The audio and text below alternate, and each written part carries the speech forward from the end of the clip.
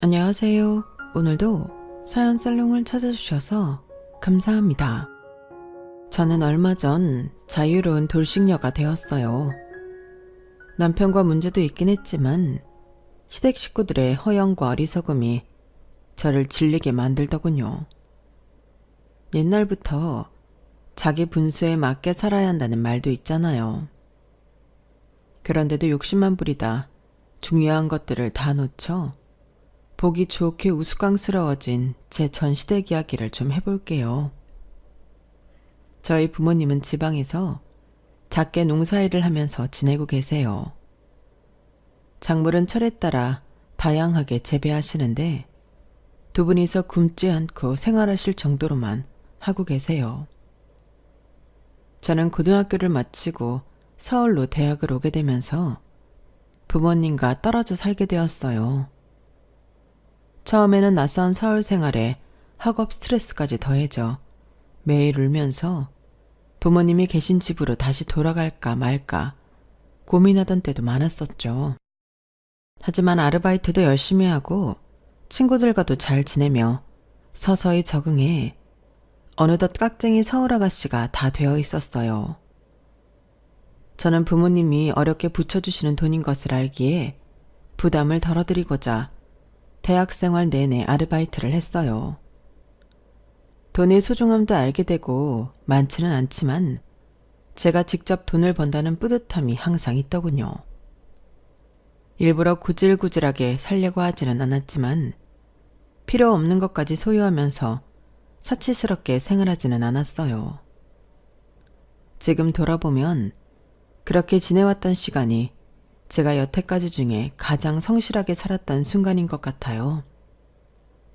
성적도 어느 정도 수준 밑으로는 내려가지 않게 유지하고 있어서 장학금을 중간중간 타기도 했어요. 대학을 졸업하고는 평판이 나쁘지 않은 한 회사에 입사를 하게 되었고 직장인으로서의 커리어를 쌓기 시작했죠. 일도 재미있고 생활하는데 크게 불편하지 않은 삶이었어요. 그러다 어느 날, 한 남자가 평범한 제 인생에 문을 두드렸어요. 친구들끼리 여럿이서 왁자지껄 모이는 술자리에 잠깐 들렀다가 알게 된 남자였죠. 첫눈에 제가 마음에 들었는지 연락처를 받아가서는 계속 연락을 해왔고 2달 뒤 저희는 사귀는 사이가 되었어요. 남자친구는 주변에서 흔히 볼 수 있는 평범한 대한민국 남자였고 크게 모난 것 없이 서글서글한 성격 덕분에 저희는 교제 2년 만에 결혼을 하게 되었죠. 내 집 마련이 워낙 어렵기 때문에 결혼 후에도 돈을 조금 모은 후 아기를 생각해보기로 계획을 짰어요. 남편 가족 중 아버지는 일찍 돌아가셨고 어머니와 밑으로 여동생이 하나 있었어요.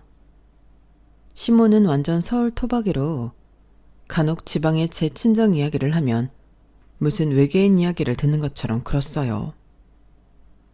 나는 국내 시골에는 여행으로도 가본 적 없잖아. 누구한테 들었는데 다른 지방에는 지하철도 없다면서? 그럼 버스는 있는 거야? 불편해서 어떻게 살아? 이거 아는 분이 주신 귀한 건데 지방에서는 이런 거 없지? 안 먹지? 미안어, 오늘 개 탔다. 이거 돈 주고도 못 사 먹는 거래. 가끔 시골에서 농사가 잘 된 수확물을 부모님이 붙여주실 때가 있었어요. 시모에게 나눠드리려고 양손 무겁게 가져가면 그걸 고스란히 들고 와야 할 때가 많았어요. 미아야, 고마운데 이거 유기농 맞아? 네? 저희 아빠 엄마가 건강하게 키우셨다는 건 아는데 완전 유기농인지는 저도 잘... 나 유기농만 먹잖니. 여기에 농약을 얼마나 쳤을지 누가 알겠어. 이거 그냥 다 가져가서 넣어 먹어. 그래도 저희 아빠가 어머님도 같이 나눠 먹으라고 엄청 많이 보내신 건데. 그러니까 마음만 받을게. 그리고 다음부터는 시골에서 부쳐오는 이런 거 나한테까지 안 가져와도 돼. 너 많이 먹어. 결혼 초창기에 한번 시모에게 이렇게 상처를 받고 다시는 부모님이 주시는 작물 그 어떤 것도 가져다 드리지 않았어요. 하지만 웃긴 건 그 해의 흉작으로 구하기가 힘들거나 너무 터무니없이 비싼 것들은 간혹 저를 찔러보더군요. 미아야, 그 사돈댁이 시골에서 오이도 키운다고 하셨나? 네. 그래? 그럼 사부인한테 얘기해서 오이 좀 부쳐달라고 하면 안 되니? 채소 중에 제일 싼 게 오이인데 어제 마트 가니까 한 개에 3,000원이더라고. 그 돈 주고 오이를 사 먹을 수는 없잖아.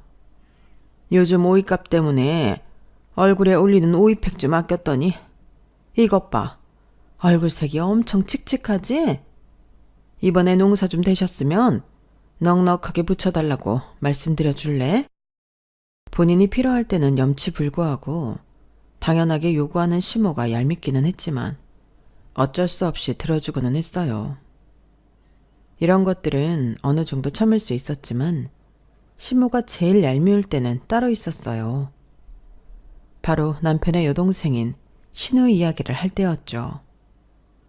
남편보다 일찍 결혼해 딸도 둘이나 있는 신우는 심해부를 따라 미국에 몇 년째 나가 있었어요.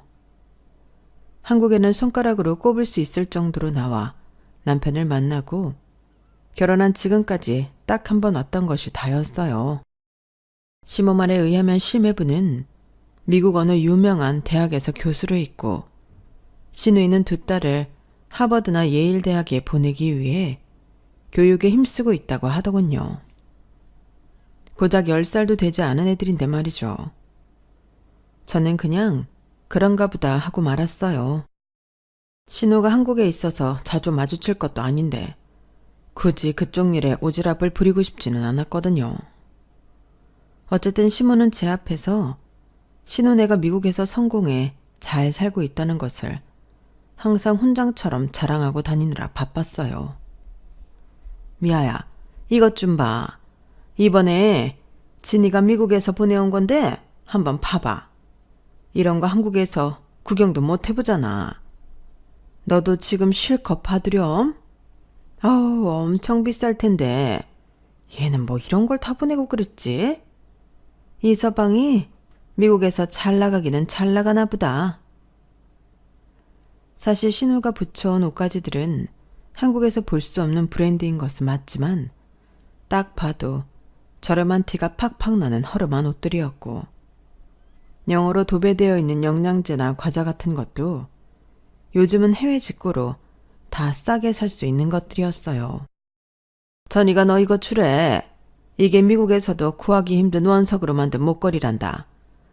색깔 너무 오묘하고 예쁘지? 멀리서 온 귀한 거니까 잘하고 다녀. 전이한테 잘 받았다고 고맙다고 문자 하나 넣어주고.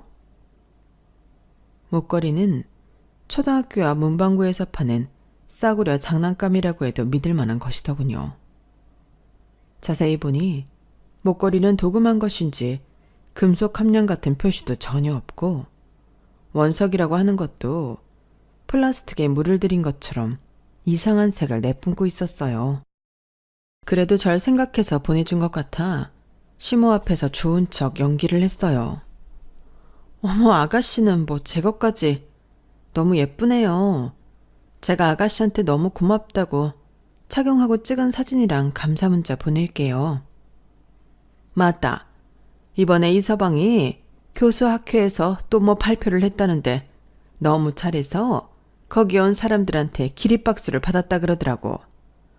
그거 축하한다고도 한마디 더 써서 보내. 네. 시어머니는 능력 있고 잘난 사위와 대단한 시누이의 칭찬을 입에 달고 살았어요. 얼마나 좋으면 저러실까 싶어서 저도 그냥 시모 앞에서 잘 들어주는 척을 하곤 했죠. 선물이야 뭐 어쨌든 받은 것이 있으니 저는 시누이에게 고맙다고 문자를 보냈어요. 아가씨, 지금 몇 시인지 잘 몰라서 전화는 못하고 이렇게 문자 남겨요. 보내준 목걸이 잘 받았어요. 너무 예쁘네요. 고마워요. 아주버님도 학회에서 좋은 일이 있었다고 들었어요. 정말 축하해요. 제니랑 윤희도 잘 지내고 있죠? 아가씨 가족 모두 언제나 건강하고 좋은 일들만 있기를 바래요. 지금 생각해보면 이날 감사 문자를 보냈던 것이 화근이었던 것 같아요. 신우이는 그날 이후 내적 친밀감이 생긴 건지 매일 제게 문자로 미국 생활에 대해서 이야기를 해주었어요. 물론 듣고 싶지 않은 본인 자랑이 90%였죠. 언니, 그 목걸이 비싼 거니까 예쁘게 해요. 신랑이 라스베가스에 갔다가 비싸게 주고 산 거예요. 언니, 저 사는 집 한 번도 본 적 없죠? 짜잔! 사진에 있는 게 우리 집이에요. 너무 커서 안 쓰는 방도 있어요. 앞마당도 있고 뒷마당에서는 바베큐 파티도 해요. 나중에 미국 놀러 오면 우리 집에서 재워줄게요. 오늘 우리 제니가 학교에서 상을 받아왔지 뭐예요. 미국 애들도 타기 힘든 상인데 제니는 정말 천재 같아요. 오늘은 남편이랑 새 차를 계약하고 왔어요. 계속 BMW만 끌고 다녀서 지겹다고 했더니 제니 아빠가 벤츠로 한 대 뽑아준 거 있죠. 승차감이 나쁘지는 않네요. 어제 미국인 친구랑 여기서 제일 유명한 호텔에 가서 브런치를 먹었어요. 한국에서는 맛볼 수 없는 고급스러운 맛이더라고요. 친구도 얼마나 좋아하든지. 앞으로 자주 가야겠어요. 크리스마스 연휴에 따뜻한 하와이로 다 같이 놀러 갈까 계획 중이에요. 저는 오히려 캐나다에 가서 설산을 실컷 보고 싶은데 애 아빠가 추운 거 싫다 하네요. 너무 고민되네요. 신우이의 문자는 항상 이런 식이었어요. 아무렇지 않게 내뱉는 척을 하지만 사실은 모든 글자와 사진에는 자랑이 고스란히 묻어 있었죠. 저는 갑자기 시작된 신우의 문자와 사진 폭탄이 당황스러웠어요. 그래서 그저 네, 그렇군요 하고 답장을 할 뿐이었어요. 남편에게 신우의 문자를 막아달라고 하는 것도 뭐해서 최대한 간결하게 대답을 하고 말았죠. 거기다 언제부터인가 신우이는 제게 본격적으로 부탁을 하기 시작했어요. 언니, 이번에 우리 유나가 한국 된장찌개가 먹고 싶다고 난리여서 코리아타운에 있는 마트에 갔더니 우리가 먹는 그 된장이 수입이 안 됐더라고요. 그것 좀 택배로 보내줄래요? 그 외에 필요한 것들 리스트 적어보내니까 같이 좀 부탁해요. 지난번에 엄마한테 얘기했더니 엉터리로 보내준 것들이 많아서 언니한테 부탁 좀 할게요. 신우가 보낸 리스트에는 먹는 것부터 필요한 생활용품들, 몇 년 전 백화점에 수선을 맡기고 찾아가지 못한 옷까지 찾아와 붙여야 하는 것도 있었어요. 저는 좋은 마음으로 신우의 심부름을 했고 며칠 뒤에 소포를 받았다는 신우의 연락이 왔죠. 언니 잘 받았어요. 고마워요. 그런데 이번에 보내준 미역량이 얼마 안 돼서 금방 다 먹겠더라고요. 다음번에 좀 더 큰 사이즈로 부탁해요. 애들이 한식 중에 미역국을 제일 좋아해서요. 신우의 말이 고맙다는 건지 아닌 건지 헷갈렸지만 어쨌든 한번 보내고 나니 목걸이를 받고 난 뒤에 찝찝함은 없어지더군요. 하지만 그건 시작에 불과했어요. 그 뒤로 신우는 툭하면 제게 소포 배달을 요구했어요. 자잘한 물건들부터 어디 가서 뭐를 사다가 붙여달라, 최대한 많이 구해서 보내달라 하며 요구하는 조건이 많아졌어요. 심지어 제가 미국에 가보지는 않았지만 거기에도 있을 법한 것들까지 리스트에 써서 문자를 보내더군요. 조금 의아했지만 어쩔 수 없이 서너 번 정도 더 신우이의 심부름을 해줬어요. 하지만 정도가 점점 심해졌어요. 게다가 그동안 택배를 보내며 들었던 비용이나 대신 사서 보내준 물건값에 대해서는 아무 말 하지 않고 은근슬쩍 넘어가려는 것 같았어요. 이해가 안 되는 차원을 넘어 저도 조금씩 짜증이 나기 시작했어요. 그리고 얼마 뒤 신우이가 또 제게 보내달라며 필요한 것들을 수십 가지 써서 보내왔더군요. 저는 이제 무시하기로 마음먹었어요. 그리고 마침 그즈음 회사에서 바쁜 일들이 겹쳐 매일같이 야근을 반복하기도 했었고요. 신우이는 빨리 보내달라며 서너 번 독촉을 하다 제가 대답을 하지 않자 시모에게 이야기한 듯 했어요. 여보세요? 미아야, 나야. 어머니, 다른 게 아니고 전이가 너한테 뭐 좀 보내달라고 여러 번 말을 했는데 연락이 안 되는 것 같다 그러더라고. 혹시 무슨 일 있나 해서 내가 전화해 본 거야. 어이가 없었죠. 굳이 제가 연락이 안 된다며 시모를 통해 재촉까지 시켰다는 것이요. 어머니, 제가 요즘 많이 바빠요. 아가씨가 원하는 물건 하나하나 다 고르고 다닐 시간이 없어요. 그래? 그럼 어쩌니? 전이가 필요하다고 아주 난리던데. 주말에 시간 좀 내서 해주면 안 되니? 저 요즘 주말 출근도 하고 있어요. 그리고 앞전에 아가씨가 보내달라고 해서 붙인 택배값만 50만 원이 넘어요. 아내 물건값까지 하면 200만 원도 더 되고요. 저는 당연히 어떤 방식으로든 아가씨가 돈이라도 붙여올 줄 알았는데 거기에 대해선 아무 말이 없었어요. 첫 번째 택배야 제가 좋은 마음으로 보낸 건 맞지만 한두 푼도 아니고 그 뒤로 계속 이렇게 돈 얘기도 없이 붙이는 건 저도 좀 어려울 것 같아서요. 제 말을 들은 시모는 약간 움찔하는 것 같더군요. 아, 그래? 전이가 돈을 안 붙였구나. 우선 알았어. 일 열심히 해. 저는 속이 부글부글 끓는 것을 참으며 일을 했어요. 아무리 멀리 있어도 시누이는 시누인데 뭔가 불편한 느낌이 들기 시작했어요. 그날 저녁 늦게 퇴근하는 길에 시모가 제게 기프티콘을 보냈어요.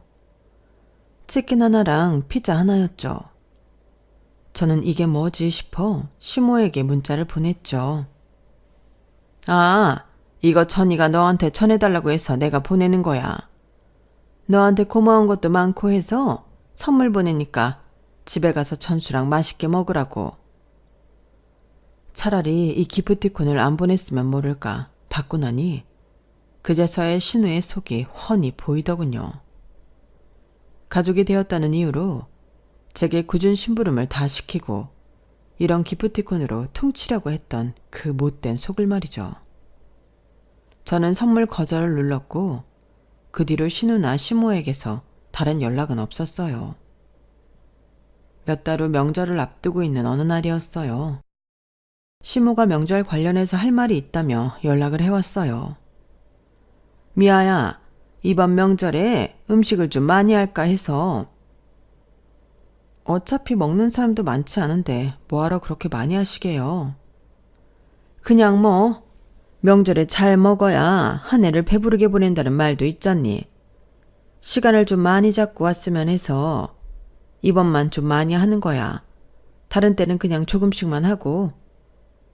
이 말은 친정에 갈 시간을 줄이라는 소리였죠. 하지만 결혼한 지 10년이 된 것도 아니고 이번 명절만 좀 풍족하게 보내겠다는데 그 말을 무시하는 것도 예의가 아닌 것 같아 알겠다고 대답했어요. 명절 전날 시모가 같이 음식을 하자며 오라고 했고 저는 너무 놀라 뒤로 나자빠질 뻔했어요. 식당을 하는 것도 아닌데 식재료가 어마어마하게 쌓여 있었죠. 어머니, 이걸 다 하신다고요? 이건 많아도 너무 많은데? 같이 하면 금방 하지 뭐. 그리고 오늘 다 못하면 내일 해도 돼. 내가 자질구레한 거 할 테니까 넌 여기 가만히 앉아서 전만 붙여. 제 눈앞에 붙여야 하는 정 종류만도 20가지가 넘었어요. 하지만 하겠다고 제 발로 온 거니 앞치마를 두르고 앉아 기름칠을 하기 시작했죠. 그날 저는 장장 8시간 동안 전을 부쳤어요. 밥도 못 먹고 중간에 화장실 몇 번 다녀온 게 다였어요. 8시간 동안 기름 냄새를 맡고 있으니 헛구역질까지 올라오더군요. 어머, 이걸 다 했네. 내가 만두소 다 해놨는데 우리 같이 만두 빚을까? 정확히 만두가 300개 나오더군요.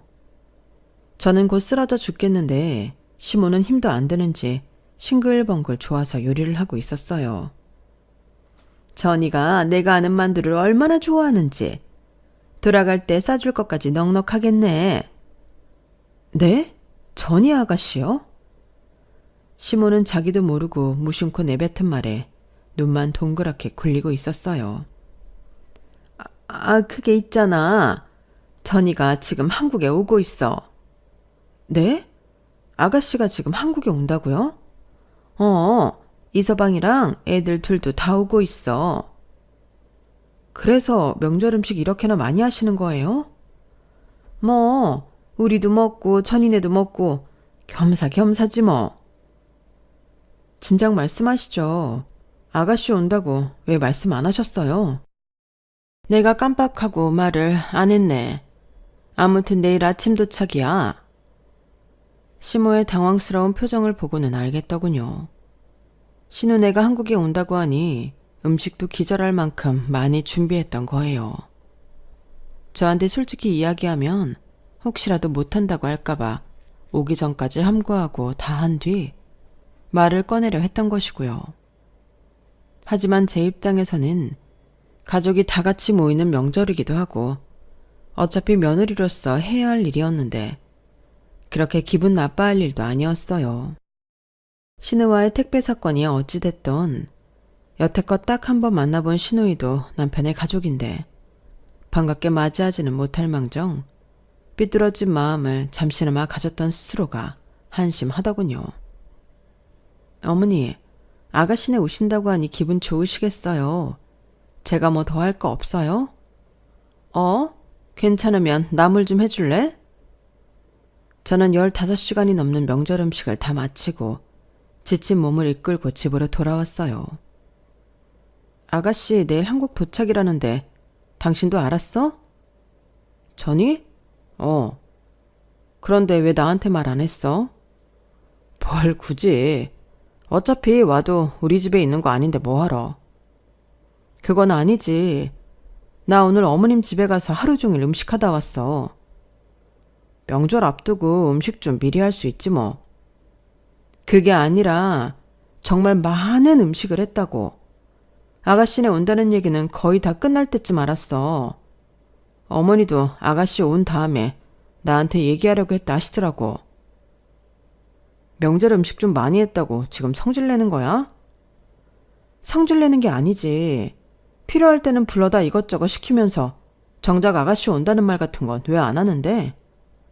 가족이 이런 거야? 당신을 불러다 뭘 시켰다고 그래. 며느리가 음식하는 거 당연한 거지.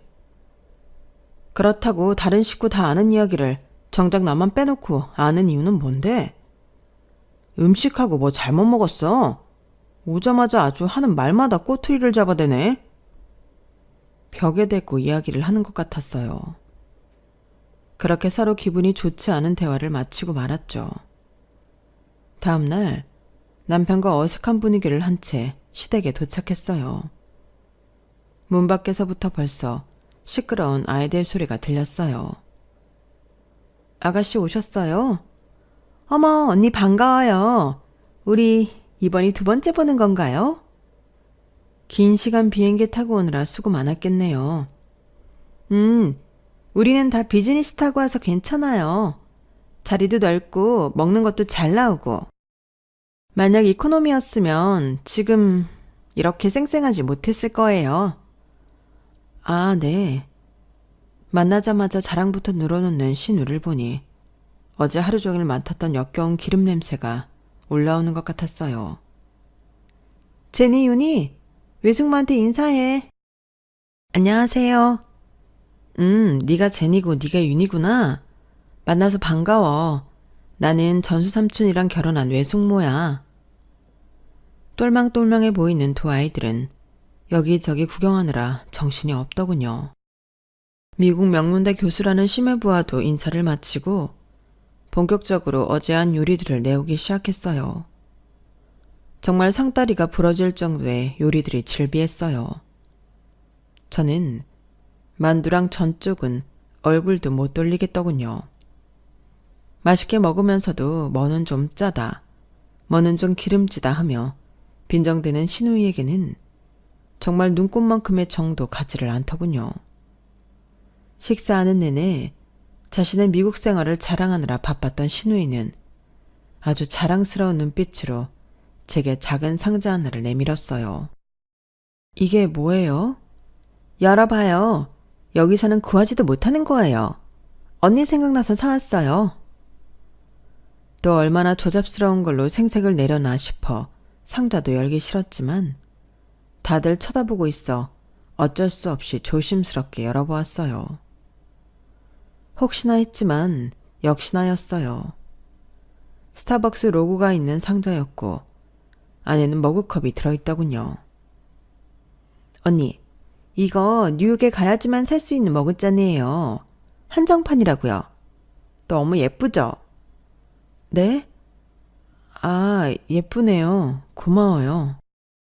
도시 이름이 박혀있는 머그잔 하나를 내밀며 온 세상을 다 안겨준 듯한 표정의 신우이는 쉬지 않고 그게 구하기 얼마나 어려운 건지 설명을 시작했어요.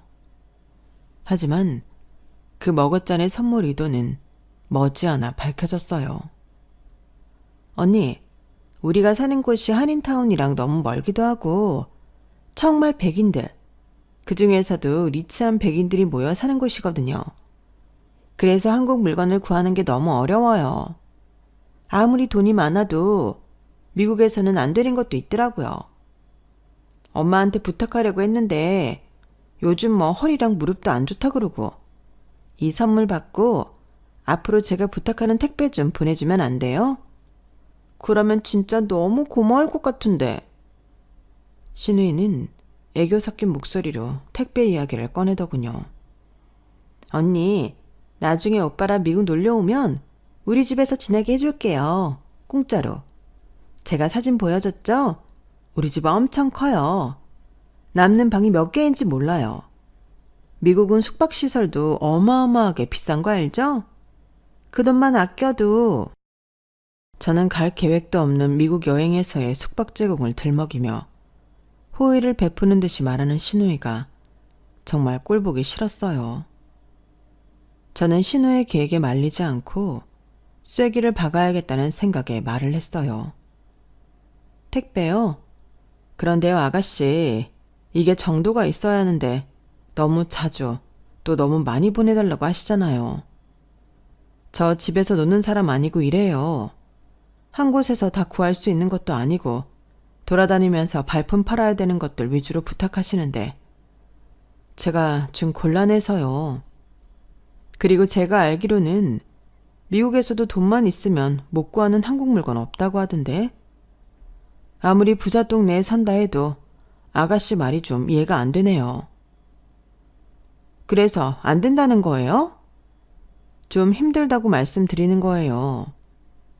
차라리 문자로 이야기하면 더 안 좋을 뻔했는데 이렇게 얼굴 보고 말할 기회가 되니까 훨씬 낫네요. 저 전수 씨랑 사귀고 결혼까지 하면서 여태까지 아가씨 오늘로 딱 2번 본 게 다예요.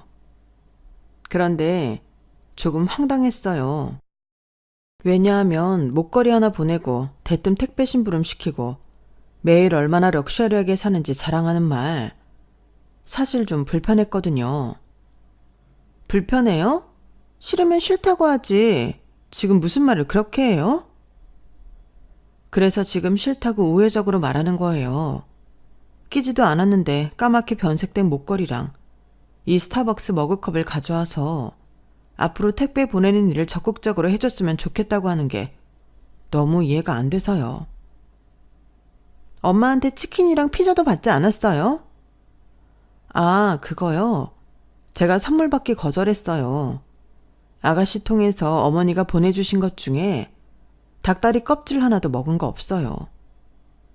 돈 얘기 나오면 치사해지지만 그동안 제가 아가씨한테 보내면서 쓴 돈이 몇백만 원이나 되는데 기프티콘은 좀 아니죠. 입장을 바꿔서 생각해보면 될 텐데요. 입술을 깨물고 부들부들 떠는 신우이가 느껴졌어요. 남편은 옆에서 가만히 나 있지 오히려 기름을 들이붓더군요. 아니, 당신은 그거 좀 붙여준다고 뭐 어떻게 돼? 한국 떠나서 미국에서 외롭게 지내는데 필요한 거 있으면 가족끼리 보내주기도 하고 그런 거지. 왜 이렇게 양심이 없어? 뭐? 양심? 진짜 양심 없는 게 뭔지 잘 생각해봐. 그렇게 쉬운 거면 당신이 아가씨한테 붙여주던지. 똑같이 몇백만 원에 상당하는 뭔가를 보내줘야 당신도 붙여주겠다는 거야? 당신 이렇게 치사한 사람이었어? 치사하다니. 당신까지 나한테 왜 이러는 거야? 내 편을 들어줄 거라 생각했던 남편이 저를 비난하고 나면서 다들 목소리가 조금 더 커지기 시작했어요. 신우와 심해부 역시 불편한 표정을 하고 있었고 심우도 당황한 얼굴이더군요. 저는 밖으로 나와 그 길로 집으로 가버렸어요. 그동안 참고 있었던 것이 뭔가 한 번에 터진 듯한 느낌이었죠. 더군다나 무조건 신우 편만 들고 나서는 남편도 너무 꼴보기 싫었고요. 하지만 저도 잘한 건 없었죠. 제일 연장자인 심우가 있는 데서 흥분의 언성을 높였으니까요. 저는 조용히 심우에게 전화를 걸었어요. 어머니, 저예요. 아까는 제가 정신 못 차리고 제 할 말만 하고 나왔는데 생각해보니까 어머니 앞에서 그러면 안 됐을 행동을 제가 한 것 같아서요. 죄송해요. 아니야. 뭐 그럴 수도 있지. 떨떠름하게 제 사과를 받은 어머니는 그 뒤로 당분간 제게 연락하지 않았어요. 남편과도 긴 냉전이 이어졌고 얼마 후 신혼의 가족도 아무 말 없이 미국으로 돌아간 것 같았어요. 제가 괜한 짓을 했나 싶어 자책도 했어요. 하지만 신우한테 제 불편한 입장을 확실하게 전한 것 같아 한편으로는 다행이기도 했어요. 그렇게 언짢은 명절도 끝나고 계절이 바뀌려고 할 때쯤이었어요. 남편에게 다급하게 전화 한 통이 걸려왔어요. 엄마 지금 응급실에 있대. 교통사고가 나서. 뭐? 어머니가? 내가 지금 갈게. 무단횡단을 하다 차에 친 시모는 갈비뼈와 다리뼈가 부러져 병원에 입원을 하게 되었어요. 다행히 머리나 다른 중요 부위는 다치지 않았지만 몸을 막 움직일 수 없게 다쳤더군요. 깨어난 것만 해도 다행이려니 하고 있었는데 의외의 것이 저를 기다리고 있었어요. 당신 돈 좀 있어? 나? 얼마나? 한 800만 원? 800이나? 그걸로 뭐하게? 엄마 병원비 내야지. 엄마 실비보험 있긴 한데 어쨌든 먼저 수납을 하고 처리해야 될 것 아니야. 당신은 돈 없어? 내가 돈이 어딨어.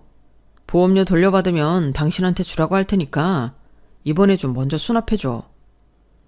남편은 당시 주식 때문에 비상금으로 있었던 여윳돈을 대부분 잃은 상태였어요. 그나마 안정적으로 회사 생활을 하고 저축만 꾸준히 해왔던 저는 당장 병원비를 낼 수 있을 정도의 돈 정도는 갖고 있었죠. 남편을 원망하고 있어봤자 잃은 돈이 돌아올 것도 아닌데 더 시끄럽게 만들지 말고 그냥 제가 먼저 돈을 내는 게 맞는 것 같았어요. 어차피 실비보험료를 받으면 어머니가 저한테 돌려주실 테니까요. 오랜 병원 생활을 마치고 시모는 집으로 돌아왔어요. 입원해 있는 동안 간병해줄 사람이 없어 연차를 모조리 당겨 제가 시모를 간호할 수밖에 없었어요. 집에 온 뒤로도 여전히 움직임이 활발하지는 못해서 제가 주말마다 반찬을 해놓고 오고 빨래며 청소까지 하고 와야 했어요. 그래도 교통사고였는데 살아서 저렇게 태어난 것만 해도 천만 다행이다 생각하며 불평 없이 온갖 굳은 일을 했어요. 몇 달 뒤 시모의 몸 상태도 많이 돌아왔고 정상적 일상생활이 가능해졌어요. 시모는 그동안 간병해줘서 고맙다며 제게 흰 봉투를 하나 내밀었어요. 이게 뭐예요?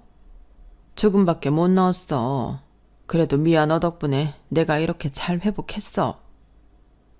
흰 봉투에는 놀랍게도 돈이 들어 있었어요.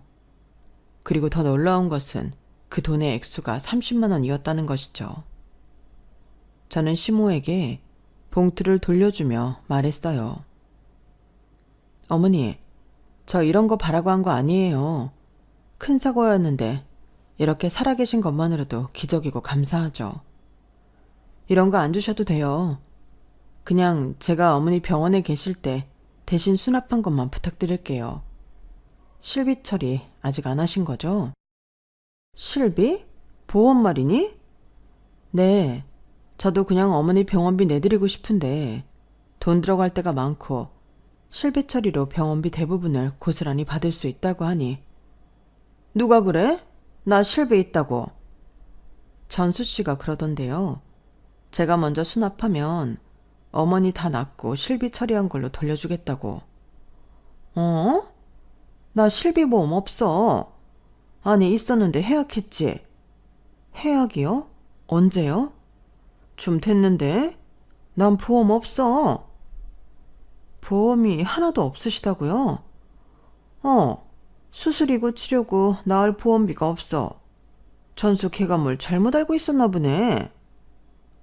그럼 있었는데 왜 해약을 하셨어요?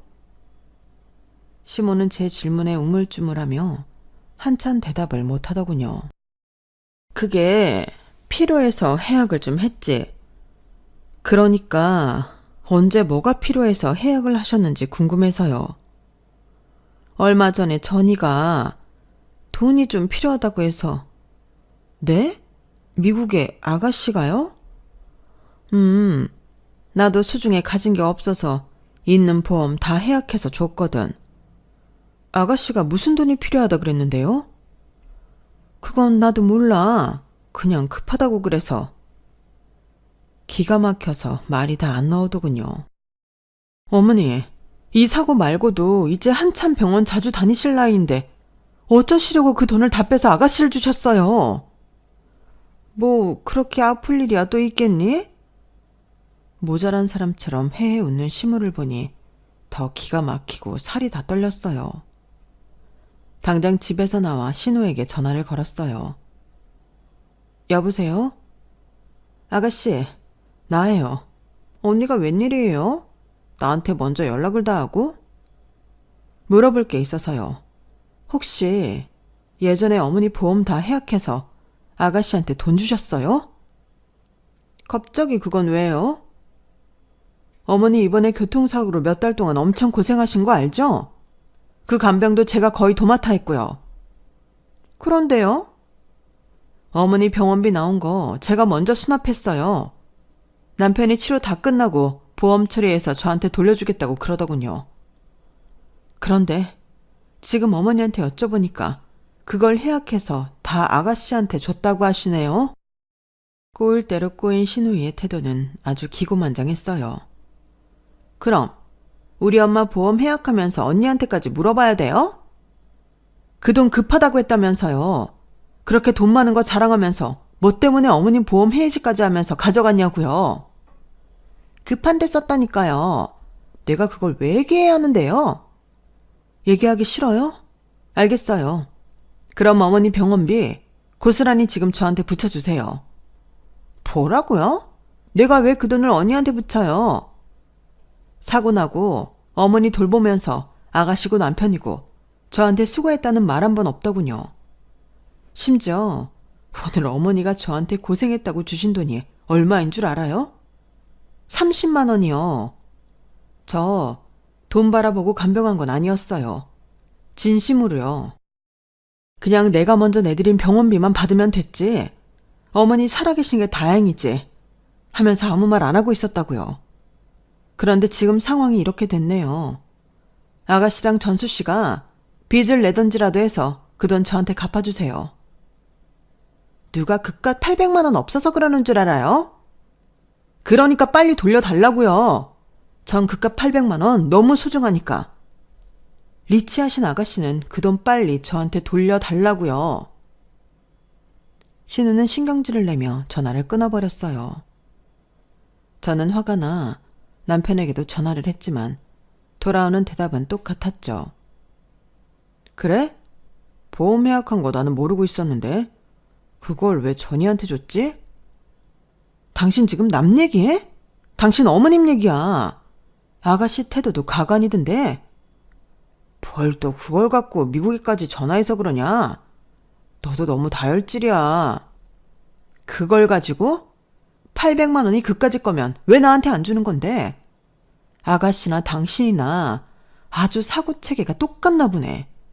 누가 남매 아니랄까봐 남 열받게 하는 재주가 아주 똑같네. 그렇게 얼마 안 되는 돈이면 당신이 나한테 지금 돌려줘. 내가 지금 돈이 어딨냐.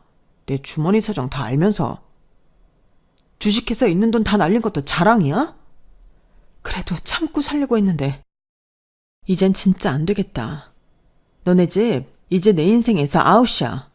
당장 돈 구해서 나한테 보내라.